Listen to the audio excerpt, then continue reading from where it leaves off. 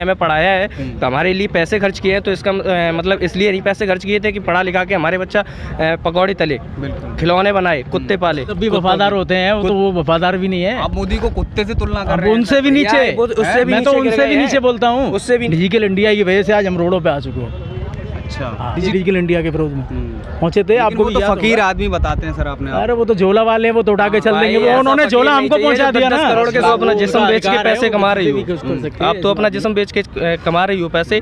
तो मैं नहीं चाहता हूँ कि हमारी माँ बहनें अपना जिस्म बेचें और रुपए कमाएं। अच्छा, कुछ छात्र ऐसा कह रहे हैं कि जैसे कि इस वैकेंसी में नहीं हो पाया तो अगली वैकेंसी में करेंगे, उसमें नहीं हो पाया तो उसमें करेंगे। वही तो दिक्कत है भाई, अगर मान लो पद खाली हैं तो आपको वैकेंसी निकालनी चाहिए ना। जो बच्चा आप ऐसे मान लो, मैं यूपीएसआई की तैयारी कर रहा हूँ, सन 2015 में यूपीएसआई की वैकेंसी निकली थी, उससे अब 21 हो गई, अब आके वैकेंसी निकली है, उसमें भी ये कह रहे हैं कि इस वैकेंसी का कोई पता नहीं है, कभी भी निरस्त की जा सकती है। कुछ लोग ये कहते हैं कि जो लोग सड़कों पे रोजगार मांग रहे हैं ये पढ़े लिखे नहीं है, ये पढ़ते नहीं है ढंग से, तभी इंटरव्यू ले लो आके, इंडिया तभी तो सवाल पूछेगा। इंटरव्यू ले लो आके आप, अगर शक है कोई तो। आपने किसको वोट दिया था वैसे? मैंने वोट तो बीजेपी को दिया था। क्यों दिया था, मतलब क्या? ऐसी है, नया भारत, नए भारत के बहकावे में आ गए। अच्छा, 2 करोड़ रोजगार के चक्कर में आ गए, 15 लाख के चक्कर में। सोचा था 15 लाख मिलेंगे तो ये कि चाय पकौड़े की दुकान ही खोल लेंगे। अब मैं जनरल से आता हूँ। अच्छा, आप जनरल, मैं जाति से ब्राह्मण हूँ, ठीक है।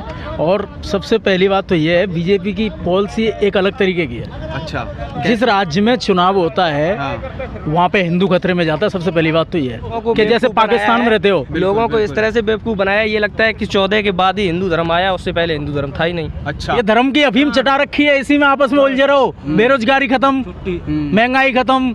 अगर महंगाई तरस रही है, आपको लग रहा है कि महंगाई है तो जय श्री राम बोलो। अगर तुम्हें लग रहा है कि बेरोजगार है हम तो पाकिस्तान खतरे में। आज बंगाल में चुनाव किस चीज पे लड़ा जा रहा है? केवल श्री राम के नाम पर। 3 बार प्रधानमंत्री अटल बिहारी वाजपेयी रहे, अब 2 बार नरेंद्र मोदी जी रह गए, 5 बार। जब से अब तक कोई ऐसा मौका ही नहीं आया कि संसद में एक बिल पास। जब संसद में बिल पास हो रहा था तो ये बीजेपी सरकार ने मना कर दिया था। आपको पता होगा 1992 में राजीव गांधी जी ने ताला तोड़वाया और संसद में एक कानून लेके आए थे राम मंदिर बनवाने के लिए। इसी बीजेपी ने, इसी आडवाणी जो रथ यात्रा जब की थी तो इन्होंने मना कर दिया था कि नहीं, राम मंदिर नहीं बनेगा। राष्ट्रपति जी से कोई और एक चीज़ समझ में नहीं आती, राष्ट्रपति जी हम समझ में नहीं आता वो कहाँ के हैं। भारत के ही हैं सर, पता नहीं। 9 महीने हो गए कोरोना के लॉकडाउन में, एक आवाज़ नहीं निकली उनकी। सर्वोच्च पद होता है राष्ट्रपति। सही बात, देश का सबसे सम्मानीय और सबसे बड़ा पद है। सही बात, सर्वोच्च पद होता है, उसकी गरिमा को भी नीचे गिरा रहे हैं और कुछ नहीं कर रहे। नागरिक है, भविष्य देश के प्रथम नागरिक है।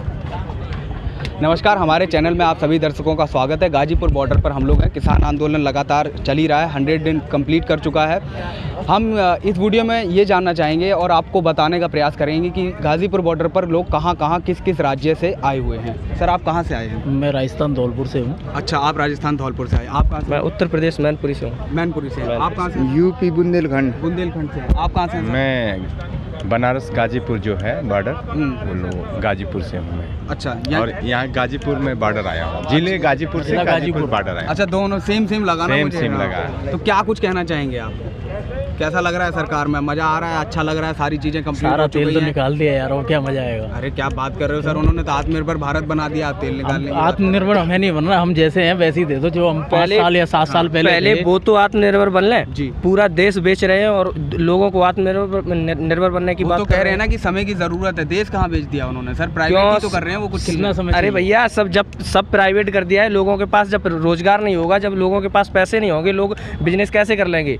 अच्छा, और पढ़ाई हाँ, पढ़ता हूँ मैं और कंपटीशन की तैयारी करता हूँ। हमारे माँ बाप ने हमें पढ़ाया है तो हमारे लिए पैसे खर्च किए हैं, तो इसका मतलब इसलिए नहीं पैसे खर्च किए थे कि पढ़ा लिखा के हमारे बच्चा पकौड़े तले, खिलौने बनाए, कुत्ते पाले। कुत्ते पाले, ये कहाँ से? हाँ, मोदी जी ने अपने मन की बात में कहा था एक बार कि लोगों को, हाँ, लोगों को कुत्ते पालने चाहिए। हमारे यहाँ बहुत अच्छी बात है। हमारे यहाँ बहुत अच्छी वैरायटी है। तो कुत्ते तब भी वफादार होते हैं, वो तो वो वफादार भी नहीं है। आप मोदी को कुत्ते से तुलना कर रहे हैं? उनसे भी नीचे, उससे भी मैं तो उनसे भी नीचे बोलता हूँ, उससे भी नीचे गिर गए। बोलो आप क्या सवाल चाहिए, मैं जवाब दे रहा हूँ। लोगों के मन में, लोगों के दिल में जो क्या किया उन्होंने देश के लिए, इस चीज का जवाब दे दो। जब कुत्ते को जब कोई दब जाता है तो उनको उस बात पर कमेंट करते हैं और तमाम लोग यहाँ पर मर रहे, जी रहे हैं, उस पर वो कमेंट नहीं करते हैं। उन्होंने तो आप लोगों के लिए एक ट्वीट भी किया, डिजिटल मीडिया बना दिया है सर, इतना बड़ा प्लेटफॉर्म दे दिया आप लोगों को, 4G ले आए। शर्म आनी चाहिए अपने इस बयान पर, जिस बयान की वो बात कर रहे हैं ना, डिजिटल इंडिया की। डिजिटल इंडिया की वजह से आज हम रोडों पे आ चुके हैं। अच्छा, डिजिटल इंडिया, मैं जैसा पहला भारत था हमें वही वापस लौटा दो, हमें डिजिटल इंडिया नहीं चाहिए। अच्छा हाँ, और डिजिटल इंडिया इनका क्या है, ये तो सारी चीज़ किराए पे लेते। जी जी। मैं जैसे सरदार वल्लभ भाई पटेल को इन्होंने अपनाया, वो किराए पे लिए एक तरह से। ये डिजिटल इंडिया तो राजीव गांधी जी का सपना था, इन्होंने अपना लिया। जब कहाँ गए थे, बैलगाड़ी लेके संसद पर पहुंचे थे, ये डिजिटल इंडिया के विरोध में पहुंचे थे। आपको वो तो फकीर आदमी बताते हैं सर आपने। अरे वो तो झोला वाले हैं, वो तो उठा के चल देंगे। वो उन्होंने झोला हमको पहुंचा दिया ना, 10 करोड़ के सूट पहले। जो इंसान 35 साल भीख मांग के गुजारा करता है और PhD पता नहीं कौन कौन सी पढ़ाई भी कर लेता है और स्कूटर से हरियाणा तक आता भी है, समझ में नहीं आ रहा कौन सी तरह का इंसान है। पहाड़ों पे जाकर पता नहीं चल रहा है। जब स्टेशन नहीं था, जब वो चाय बेचता है वहाँ पे, ऐसा आप कह रहे हो 1 लाख का पेन चलाते, ये कहाँ खबर पड़ी? भाई मैंने पढ़ा है। अच्छा, हाँ पता चलिए आप लोग, पता चलिए मुझे। 1 करोड़। आप कितने रुपए का पेन चलाते हो आप? भाई मैं तो 5 रुपए का चलाता हूँ, 2 रुपए का चलाता हूँ। अच्छा, और पढ़ाई करते हैं? पढ़ाई करते हैं। कंपटीशन निकाला कोई अभी तक? भाई एक बार नेवी SSR का निकाला था, उसमें जब फाइनल मेरिट आई थी उससे बार हो गया था। अच्छा। और एक बार एयरफोर्स में 2 नंबर से रह गया था। अच्छा, बताइए। कोशिश करे जा रहे हैं। 15-20 फॉर्म डाले हैं अभी। 19 में फॉरेस्ट गार्ड की वैकेंसी निकली थी यूपी की, उसमें फॉर्म डाला है। अभी तक उसका ना तो कॉल लेटर वापस आया है, ना कुछ उसका पता ही नहीं चल रहा है एग्जाम होगा भी या नहीं होगा। अच्छा, कुछ छात्र ऐसा कह रहे हैं कि जैसे कि इस वैकेंसी में नहीं हो पाया तो अगली वैकेंसी में करेंगे, उसमें नहीं हो पाया तो उसमें करेंगे। वही तो दिक्कत है भाई, अगर मान लो पद खाली है तो आपको वैकेंसी निकालनी चाहिए ना। हाँ। जो बच्चा, आप ऐसे मान लो मैं UPSI की तैयारी कर रहा हूँ, सन 2015 में UPSI की वैकेंसी निकली थी, उससे अब 21 हो गई, अब आके वैकेंसी निकली है, उसमें भी ये कह रहे हैं कि इस वैकेंसी का कोई पता नहीं है, कभी भी निरस्त की जा सकती है। सन 2016 में लेखपाल की वैकेंसी निकली थी, तब से लेके अभी तक वैकेंसी नहीं निकली। एक बार बीच में निकली थी, वो भी उसमें टोटल जनरल के पद थे 3200 पद, जिसके कारण वो बाद में निरस्त कर दी गई थी। आप किस कैटेगरी से आते हैं वैसे, पूछ सकता हूँ? OBC। अच्छा, आप OBC में आते हैं। तो ये जनरल का आप इसी में देखा आपने, और भी कंपटीशन? मैं जनरल से आता हूँ। अच्छा, आप जनरल मैं जाति से ब्राह्मण हूँ। ओके, ठीक है। और सबसे पहली बात तो ये है, बीजेपी की पॉलिसी एक अलग तरीके की है। अच्छा, जिस राज्य में चुनाव होता है वहाँ पे हिंदू खतरे में जाता है, सबसे पहली बात तो ये है। ओके। दूसरी बात ये, वहाँ रोजगारों का पिटारा खोल दिया जाता है। वो केवल 20 दिन तक, जब तक वोट नहीं पड़ते, जब तक। अच्छा। अब वोट पड़ जाते हैं वो तो केवल लिखित में रह जाता है, मैनिफेस्टो में रह जाता है, उसके बाद में कोई सुनवाई नहीं होती। आप किसी भी राज्य में उठा के देख लीजिए। अच्छा। पहले दिल्ली में चुनाव थे, दिल्ली में हिंदू खतरे में पहुंच गया था। इस तरह से डराया जाता है हिंदुओं को कि जैसे पाकिस्तान में रहते हो। लोगों को इस तरह से बेवकूफ़ बनाया, ये लगता है कि 14 के बाद ही हिंदू धर्म आया, उससे पहले हिंदू धर्म था ही नहीं। अच्छा, कुछ लोग ये कहते हैं कि जो लोग सड़कों पे रोजगार मांग रहे हैं ये पढ़े लिखे नहीं है, ये पढ़ते नहीं है ढंग से, तभी इंटरव्यू ले लो आके। इंडिया तभी तो सवाल पूछेगा। इंटरव्यू ले लो आके आप, अगर शक है कोई तो। अच्छा, इंटरव्यू देने के लिए तैयार है बिल्कुल। सही बात। जो वहाँ बंगला साहब में बैठे हुए हैं छात्र, वो पढ़े लिखे नहीं है। सही बात। वो तो 2018 की जो वैकेंसी पूरी क्लियर किए हुए हैं, उन्हें आप मतलब ज्वाइनिंग लेटर नहीं दे रहे हो। सही बात है। तो वो पढ़े लिखे नहीं है। ये बात कंगना रनौत ने कही थी। हाँ। मैं आपको बता दूं बिल्कुल कि ये पढ़े लिखे नहीं है। तो क्या कहना चाहेंगे, क्या जवाब देना मैं कंगना रनौत से कहना चाहता हूँ कि आप जो नाच कूद के पैसे कमा रही हो उसी से कमाएं, इधर राजनीति करने की ना सोचें। और एक बात है, मतलब भद्दी है थोड़ी, तो अपना जिस्म बेच के पैसे कमा रही हो आप, तो अपना जिस्म बेच के कमा रही हो पैसे। तो मैं नहीं चाहता हूँ कि हमारी माँ बहनें अपना जिस्म बेचें और रुपए कमाएं। क्या बात है, आपने वैसे बात तो बिल्कुल सटीक की है। और एक तरीके से देखा, झांसी की रानी भी है। झांसी की रानी भाई ऐसी, झांसी की रानी कहाँ और कहाँ वो झांसी की जमीन आसमान का फर्क है। एक हमारे यहाँ कहावत कही जाती है, कहाँ राजा भोज कहाँ गंगू तेली, ऐसा लग रहा है। वो वाली कहावत यहाँ पे फिट बैठती है। वो है राष्ट्रभक्त है, वो तो देशभक्त बताती है। है। आपने एक मिनट, झांसी वाली रानी से कैसे मेल कर दिया उन्होंने? सर, मूवी खुद को बताती है, वो क्वीन जैसे बोला जाता है हम गांधीवादी हैं, वैसे वो अपने आप को झांसी की रानी के पद पे बोलती है। कुत्ते को पंख लगाने से हेलीकॉप्टर नहीं बन जाता। क्या झांसी वाली रानी से कैसे मेल कर दिया उन्होंने? सर, मूवी खुद को बताती है, वो क्वीन जैसे बोला जाता है हम गांधीवादी हैं, वैसे वो अपने आप को झांसी की रानी के पद पे बोलती है। कुत्ते को पंख लगाने से हेलीकॉप्टर नहीं बन जाता। क्यों? अगर हेलीकॉप्टर बनाना हो उसको पंख लगा दो, हेलीकॉप्टर नहीं बनेगा वो। कहाँ रानी जैसी लक्ष्मीबाई और कहाँ ये, उनका तो बहुत योगदान है देश की आज़ादी में। अगर सिंधिया खानदान ने गद्दारी नहीं की होती तो 1857 में ही हमारे देश को आज़ादी मिल जाती। चापलूसी को देशभक्ति नहीं कहते हैं। नहीं, क्योंकि देशभक्त ना होती तो उनको बीजेपी तो लगातार तो वही तो मैं कह रहा हूँ, चापलूसी को देशभक्ति नहीं कहते हैं। खतरा उनको किससे? देशद्रोहियों से, जो किसान यहाँ आंदोलन कर रहे हैं, जो देश के देखो भैया, यही तो हो रहा है। एक सुप्रीम कोर्ट के एक जज थे, रंजन गोगोई जी थे ना, रिटायर होकर राज्यसभा पहुंच गए। तो ऐसे ही इनका भी है, 2-4 साल में इनका भी नंबर आ जाएगा राज्यसभा में। बेरोजगारी का एक मुद्दा देखा जा सकता है कि ट्विटर पे बहुत ज़्यादा ट्रेंड भी किया, लेकिन जो लोग बेरोजगार पे कमेंट कर रहे थे, मेरे को ऐसा समझ में आया, ट्विटर पे आज से 3 महीने पहले, 3 महीने से अब तक कम से कम 25 पोल हो चुके हैं। ओके जी। और इस भाड़ मीडिया ने कराए हैं। ओके। ये और बता दूं, कहीं आज तक, कहीं एबीपी न्यूज़, मैं भी ट्विटर पे हूँ। जी जी। और औंधे मुंह सरकार की जो सवाल पूछे गए, कहीं बेरोजगारी के ऊपर, कहीं महंगाई के ऊपर, वो औंधे मुंह नीचे गिरा है। जनता की समझ में सवाल है, ऐसी बात नहीं है, अंदर है, पर एक तरह से ऐसे निचोड़ दिया है जनता को कि वो बोलने के लिए मजबूर है। तो आपने किसको वोट दिया था वैसे?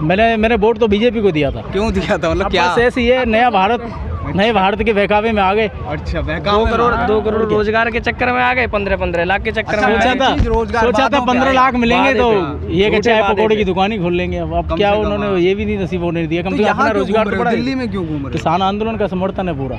अच्छा, क्योंकि किसान के बेटे हैं। हाँ। और बेरोजगार भी हैं। हाँ, तो क्या करें फिर, चलें दिल्ली चलें? यही हर हफ्ते एक दिन आता हूँ, अपने हकों की मांग किराया लगा के। हर हफ्ते एक दिन यहाँ राजस्थान से यहाँ आता हूँ। अच्छा, नाइट में जाऊँगा। क्या चीज़ मजबूर करती है यहाँ आने के लिए? मजबूर इनकी एकता। अच्छा। मैं किसान नहीं हूँ, ये और बता दूँ। मेरे घर में 35 साल पहले खेत था, उसके बाद अब खेती नहीं है। पर सवाल एक है, जो उगाता है वो और जो खाता है वो, दोनों अगर साथ में आएंगे इस आंदोलन में, तो सरकार अपने आप गिर जाएगी। अच्छा, आप जाति से ब्राह्मण हैं, आपके समुदाय में, आपके गांव में भी और लोग होंगे। आप बीजेपी के अब इतने खिलाफ हो गए हैं, तो उन लोगों से कैसे बात कर पाते होंगे? वो तो आपको बोलते होंगे गलत। अरे वो अपनी आज़ादी है। अच्छा। मेरे घर में कोई भी हो, वो दूसरे को सपोर्ट, वो मेरी आज़ादी है। अब मेरी आज़ादी को तो कोई रोक नहीं सकता। लोकतंत्र ने हमें दे रखा है, संविधान में लिखा हुआ है। चाहे मोदी जी हो, चाहे राष्ट्रपति जी हो, चाहे कोई। और एक चीज़ समझ में नहीं आती, राष्ट्रपति जी हम समझ में नहीं आता वो कहाँ के हैं। भारत के ही हैं सर। पता नहीं। 9 महीने हो गए कोरोना के लॉकडाउन में, एक आवाज़ नहीं निकली उनकी। नहीं, कल महिला दिवस पे बोले हैं। हाँ, वो कठपुतली की तरह है, वो वहाँ से पीछे से हिला देते तो वो हिल जाते हैं। अच्छा, आपको ऐसा लगता है? 101% है। अच्छा। कभी भी उन्होंने देश हित में बात की हो तो बता दो मुझे।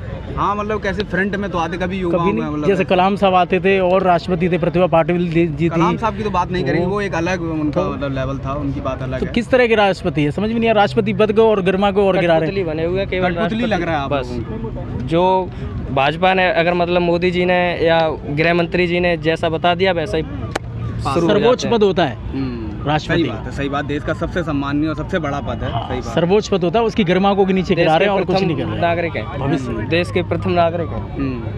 अच्छा, जब वो मंदिरों में गए तो उनको भगा दिया गया। तो राम मंदिर पे एक सवाल आपसे बोलूँगा मैं। आपने अभी सवाल किया था कि राम मंदिर बनवा देंगे तो उत्तर प्रदेश चुनाव जीते। सबसे पहला सवाल मेरा ये है कि राम मंदिर किसने बनवाया? सर मैं आपसे पूछ रहा हूँ, किसने बनवाया? सर देखिए, वैसे तो मामला बहुत समय से अटका हुआ था। सुप्रीम कोर्ट ने ऑर्डर्स दिए, उसके बाद कमेटी बनी गई और उसके बाद गठन हुआ। सुप्रीम कोर्ट द्वारा ये निर्देश पास हुआ है, ना कि किसी बीजेपी सरकार ने बनाया। लेकिन सर टीवी चैनल में तो यही दिखाया गया कि मीडिया है, वो तो मीडिया है, वो तो मुखौटा लेके घूम रही है। उससे क्या मतलब है? पैसा जो अगर बनवाना होता ना तो मोदी सरकार, पिछली सरकार में फिर भी स्पष्ट बहुमत थी, वो लाके कानून, जैसे किसानों के लिए 3 कानून लेके आई है ना, ऐसे संसद में एक कानून पास करा के बनवाती तो मानता कि वो हिंदूवादी पार्टी है। मैं जब मानता, जब तीन हिंदूवादी पार्टी भी नहीं है। क्यों? क्या कि हिंदूवादी, वो तो मुखौटा है, हकीकत कुछ और है। जहाँ जाते हैं वहाँ सबसे ज्यादा अत्याचार हिंदुओं का इन्हीं का है। अच्छा। हाँ, आप हकीकत कुछ और है। एक सवाल और, एक छोटा सा मैं आपसे एक सवाल पूछूंगा। आप कह रहे हैं हिंदुओं पे दिक्कत है, मुसलमान कह रहे हैं मेरे पे दिक्कत है, कहीं दलित जाति कहती है हमारे पे दिक्कत है, तो हर किसी को दिक्कत है। तो सरकार किसकी है? किस जाति की? मैं बताऊं आपको, मेन बात यही तो है। ये धर्म की अफीम चटा रखी है, इसी में आपस में उलझे रहो। बेरोजगारी खत्म, महंगाई खत्म। अगर महंगाई तरस रही है, आपको लग रहा है कि महंगाई है तो जय श्री राम बोलो। अगर तुम्हें लग रहा है कि बेरोजगार है हम तो पाकिस्तान खतरे में। आज बंगाल में चुनाव किस चीज पे लड़ा जा रहा है? केवल श्री राम के नाम पर। लेकिन वो तो कह रहे हैं ना, सोनार बंगाल बनाएंगे हम। सोनार बांग्ला बनाएंगे ना, ये सब झूठे वादे हैं। बिहार में जब चुनाव था, तेजस्वी यादव ने कहा था कि अपनी पहली कैबिनेट मीटिंग में मैं 10 लाख लोगों को रोजगार दूंगा, साइन करूंगा। इन्होंने कहा कि मैं 19 लाख लोगों को रोजगार दूंगा। कहाँ गए 19 लाख? कहाँ गए 19 लाख? आज पश्चिम बंगाल, बस 1 मिनट लूंगा मैं। लास्ट आपने बोला कि पहले कहा था कि कोरोना वैक्सीन भी फ्री देंगे। 1991 के बाद में 3 बार प्रधानमंत्री अटल बिहारी वाजपेयी रहे। अब 2 बार नरेंद्र मोदी जी रह गए, 5 बार। जब से अब तक कोई ऐसा मौका ही नहीं आया कि संसद में एक बिल पास। जब संसद में बिल पास हो रहा था तो ये बीजेपी सरकार ने मना कर दिया था। आपको पता होगा 1992 में राजीव गांधी जी ने ताला तोड़वाया और संसद में एक कानून लेके आए थे राम मंदिर बनवाने के लिए। इसी बीजेपी ने, इसी आडवाणी जो रथ यात्रा जब की थी तो इन्होंने मना कर दिया था कि नहीं राम मंदिर नहीं बनेगा। और नंबर दूसरी बात, ये घर घर जाके चंदा लेना धर्म के नाम पे, ये कहाँ से हुआ देता है? जब आप 3000 करोड़ रुपए लगा के सरदार वल्लभ भाई पटेल की किराए पे लेके उसको बनवा सकते हो, तो भगवान राम का मंदिर नहीं बनवा सकते? और 1992 में जो चंदा हुआ उसका क्या हुआ, कोई हिसाब है? अभी भी हजारों करोड़ में पहुंच गया ये चंदा। इन्होंने कुछ नहीं किया, केवल राम के नाम को यूज किया है, यूज कर रहे हैं, यूज कुछ नहीं और कुछ नहीं है। भगवान राम का नाम यूज कर रहे हैं, वो भी आधा अधूरा। कैसे आधा अधूरा, कैसे? पूरा तो जय श्री राम पूरा लेते। जय सिया राम बोलना चाहिए, सबसे पहला नारी का सम्मान होना चाहिए। अच्छा, माता सीता का नाम पहले आता है, राधा कृष्ण। सही बात, हाँ ये बात तो है बिल्कुल। पहले मैं ये आधा अधूरा नाम लेते हैं, ये इनका कुछ नहीं है, ये कॉर्पोरेट है, सारे व्यापारी हैं।